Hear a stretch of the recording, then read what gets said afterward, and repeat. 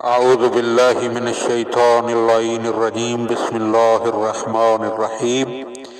مولا کائنات حضرت امیر المومنین علی ابن ابی طالب علیہ السلام کے مجموعہ کلام نہج البلاغہ کے پہلے باب کا خطبہ نمبر 225۔ ومن کلام اللہ علیہ السلام، آپ علیہ السلام کے کلام کا ایک حصہ، للہ بلاء فلان فقد قوم العبدا، فلاں شخص کی کارکردگیوں کی جزا اللہ دے، انہوں نے ٹیڑھے پن کو سیدھا کیا، وداو العمدا، اور مرض کا علاج کیا، خلف الفتنۃ، فتنہ و فساد کو پیچھے چھوڑ دیا، وَأَقَامَ السُّنَّةَ، اور سنت کو قائم کیا، ذہب نقی الثوب، صاف ستھرے دامن، وقلیل العیب، اور کم عیبوں کے ساتھ، اصاب خیرہا وسبق شرہا،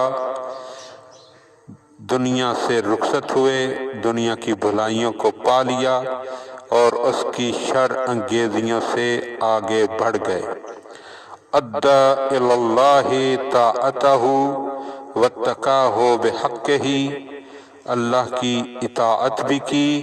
اور اس کا پورا خوف بھی کھایا، رحل وترکہم فی طرق متشعبۃ لا یہتدی فیہا الضال ولا یستیقن مہتدی، خود چلے گئے اور لوگوں کو ایسے متفرق راستوں پر چھوڑ گئے کہ جن میں گم کردہ راہ راستہ نہیں پا سکتا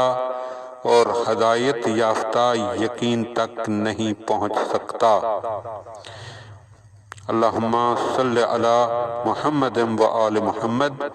مومنین کرام، سید رضی کے ہم عصر کہ جن کا نام علامہ علی ابن ناصر ہے، انہوں نے نہج البلاغہ کی شرح اعلام نہج البلاغہ کے نام سے لکھی ہے۔ وہ اس شرح میں بیان کرتے ہیں کہ حضرت نے اپنے اصحاب میں سے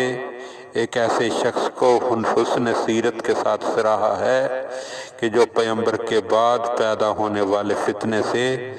پہلے ہی انتقال کر گئے تھے۔